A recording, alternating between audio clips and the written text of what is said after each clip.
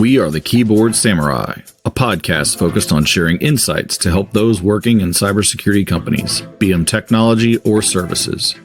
Each session, your host, Will Klusovsky, aka Will Clue, sits down with professionals in our industry to illuminate topics that will help your security biz, team, or self be better.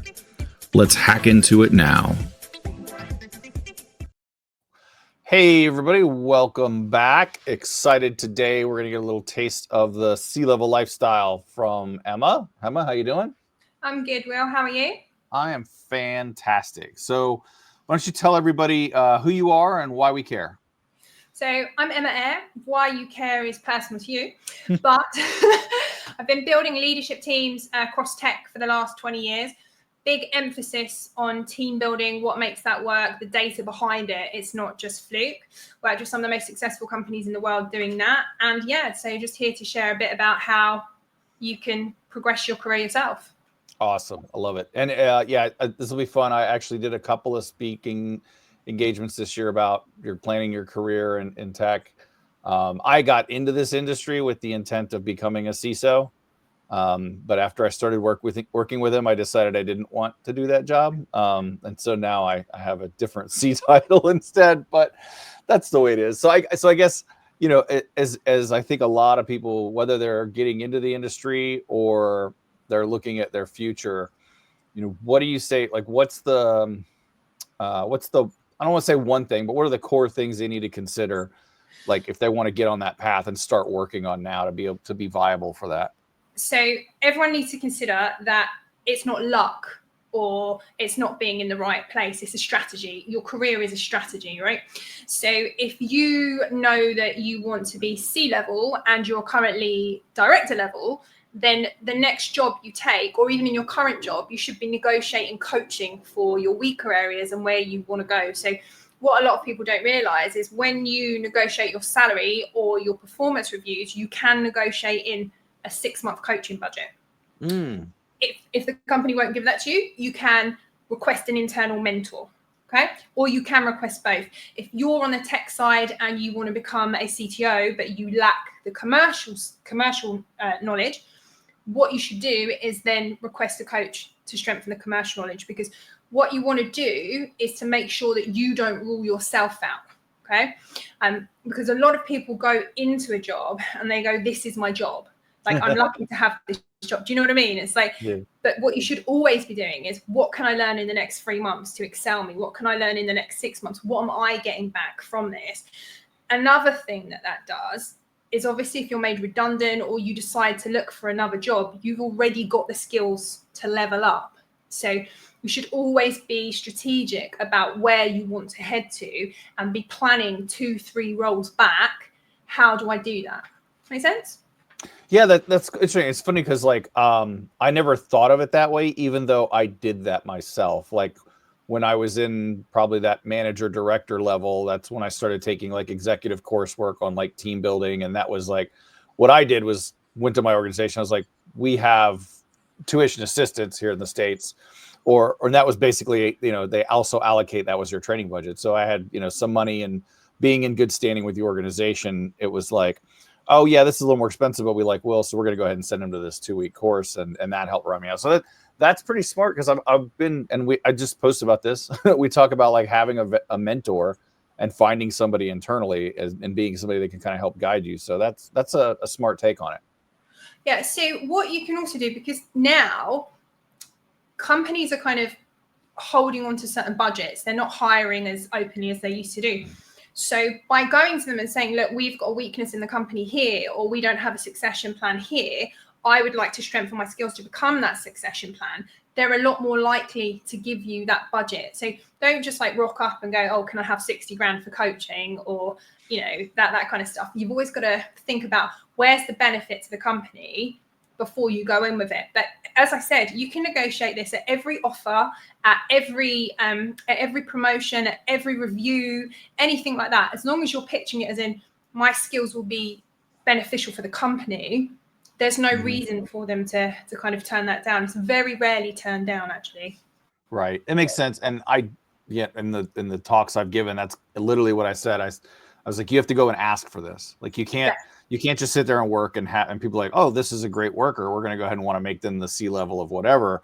I went to my SVP when I was a manager. I was like, you have to groom me. Like, that's what I told him. Yeah. And that's how I got started in it. I was like, so that's great. So what, when you say coaching, so is it just a matter of finding your gaps and filling those in? Are there certain things they should look for?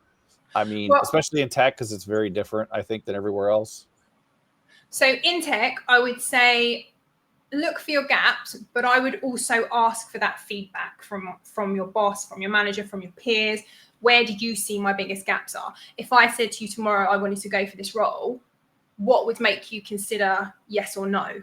And just check, because often we have this picture of ourselves and we don't even realize how others perceive us or the areas they feel actually we're really weak in. And then what we need to do is, if you're serious about being a leader, you need to take that feedback on the chin and go, even if I disagree with it, which we all disagree with some of the feedback, if this comes from a few people, it's obviously how I'm perceived. So I have to work on either strengthening that skill or how others see me, right? And it's working that out. And another thing, if you ask for mentoring internally and they go, say it's commercial, and they go, we don't have anyone free. Do you have any advisors on the board that can do it, right? And often what happens there is it's a little bit of political maneuvering, because if you start meeting up with one of the board members once a month, suddenly when a promotion comes up, oh, guess who's getting the promotion? There's all little tweaks you can do. And the way you pitch them in the business as, beneficial to the business makes such a huge difference, because people will go, oh, I went and asked for 6 months training budget and they said no. Did you say why? Did you say there'll be any benefit? Did you give them a reason to give it to you? Or like when people go, I want to go on this 3-day conference, but did you say it's on the future of AI and you're intending to implement it, or was it Comic-Con? Right. Be intentional, be clear, but always back it up, right? And another thing that you can actually do is, if you look at your own CV resume and you go through periods where you've learned stuff, whether it's self-learning, whether it's coaching, whatever it is, you can always relate to that and go, right, well, if you look here, I went through this learning period here. The benefit to that was I was then able to add this to my role, stopping them having to hire someone else. I was then able to, enable the company to increase revenue, to automate X, Y, Z, whatever it is. If you sell it back to them in a way, and obviously not to be biased, but sometimes technologists aren't the best at sales. No, absolutely. So this is where you come back to, actually, my previous experience, this is how it was beneficial to the business. We could do that here, right? Absolutely. That's the kind of thing. If you look at some companies, like there's some companies that have people who've been with them for like 15 years, which is crazy in tech, right? Absolutely crazy. And when we studied those, when we researched them, it was purpose that made them stay. And that purpose came from continuously learning about areas they were interested in.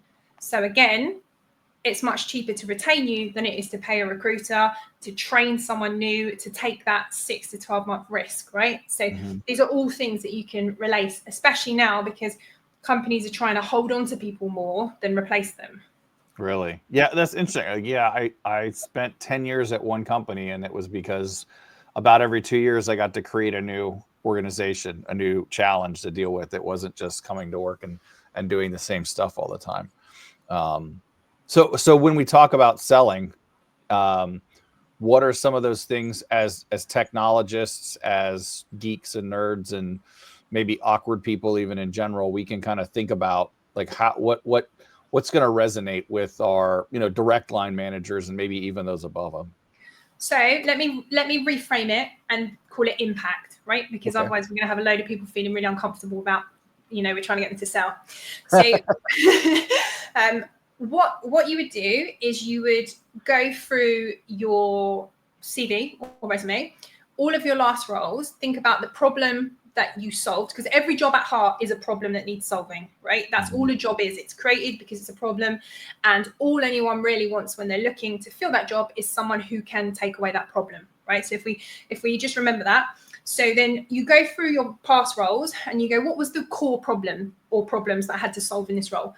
How did I do it? What was the outcome?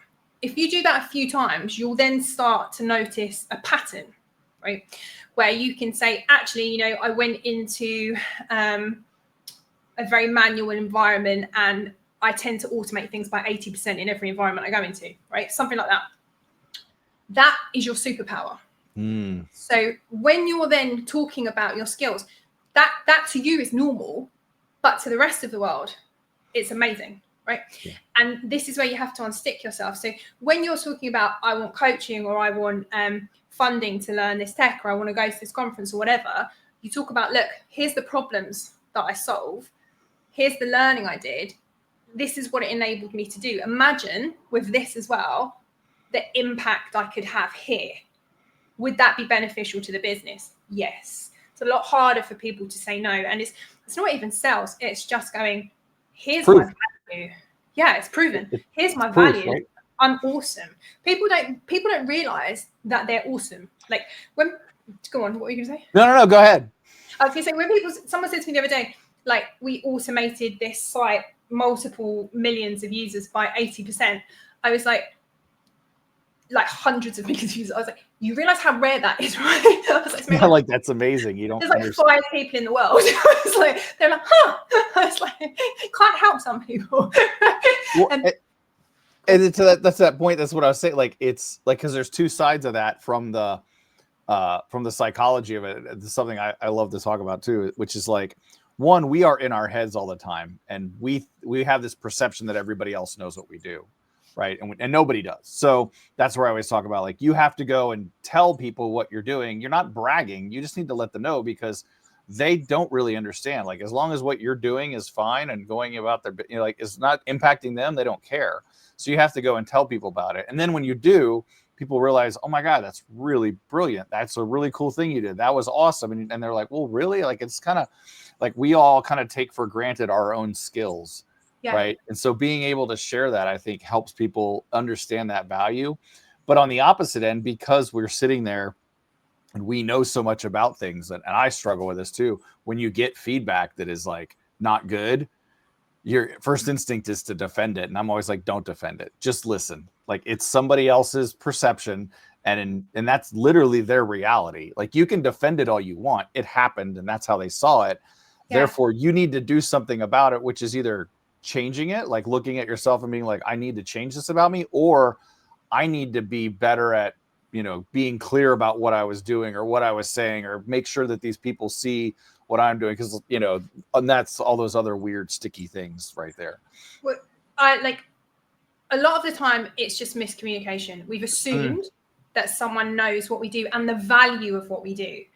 But you should never make assumptions, especially when you're talking about your career, right? Mm-hmm. Because someone might be responsible for 100 people. And first of all, they're not going to be looking to see what's special about you. No. Because then they'd have to promote you. And right. Pay you more. Exactly. But also, secondly, they miss stuff, right? Especially if it's like a scale up or something. You can't ever assume that someone's going to notice you. You have to make yourself noticeable. And when you go over the problems you solve, you see a pattern. So when someone says to you, what do? You reframe it and go, well, this is the problem that I solve. And then straight away, as soon as what happens there is, so say you go, oh, I'm a security architect, and there's 10 of them in the room. No one remembers you. But if you go, oh, this is the problem that I solve, the second that anyone hears, oh, I've got this problem, they go, oh, did you call Will? Will's the expert in that. That's I'll be open. I use it to differentiate our headhunting firm, right? So I'll go, when people go, what do you do? They're in a room, 20 headhunters or recruitment business owners or whatever. And I'll go, 60% of CEOs fail first year because they don't build the right team around them fast enough. We build the right team around you fast enough. Then as soon as someone goes, I'm having trouble building a team, I get people recommending me in coffee shops, like someone phoned me out the other day going, I need a quant team. I hear you're that person. I was like, definitely not. But I appreciate the recommendation. But just coming back to what you were saying about how others perceive us, like, I'll be very open. We have someone externally come in and meet with the team and ask for feedback on our leadership styles. Now, I pride myself on training leadership teams, right? Like I do this for businesses, everything. So I got feedback that from a few sources that actually my expectation levels were so high that nobody felt they could ever meet them. Fair enough. I thought when I'm going, you've done so well, how can you improve this? What can we do to make it better? I thought like I'm the motivational queen, right? But what I was doing was crushing people's souls. You forgot to like acknowledge the good. You were just like, oh, this is great. Can you do better? Like, yeah, I was like, you're so good. How do we now improve this next time? Let's motivate you to be excellent. And then inside they were dying. You didn't take time to celebrate the win. I didn't. And I had to take that. Initially, when I got that feedback, I was like, no way at all. And then I had to go and sleep on it and, sulk about it for a little while to myself. And then I had to go, if that's how it's coming across, it might not be how I mean to do it or what I mean from it. But if that's how it's perceived, for me to be better at my job, I have to take it on the chin, right? And deal with that. So I've just lowered my expectations. well, but I think that's something that I think is important is people, we probably all have, like everybody entered the whatever industry at some point and looked up and either was like, I don't care, or like, oh, I want to do that. And when looking up why they want to do that, I would say most of the time it's like, oh, it's a powerful position. I can make lots of money. I'm important, whatever sort of cursory. And like maybe the people with better intentions were like, oh, I can help more if I'm, up there helping make the decisions. But, don't realize that requires you to take that introspection into yourself and be like, well, what am I bad at? And it's not just like a draconian thing. And I was talking to somebody just a day or so ago about it. I idolized people who were like executives when I was, young in my career. And then as soon as I started working with them, I was like, they're just humans like me. They're just as stupid as I am most of the time. There's nothing that special about most of them, right? In general, it's just they've figured out some of these gaps. That's the thing. When people say, oh, that person must be brilliant to have got that job, it's a strategy. They're no better than you. They just know the formula that works. Yeah. That's the thing that people really need to get their minds around, is that you can win, you can strategically move, but you can't sit there hoping it happens, right? You have to plan for it. I know you've seen some of my posts. I write about this a lot, where there's where there's gaps. Companies will do things like have these leadership roles, but they won't give you any training. No training whatsoever.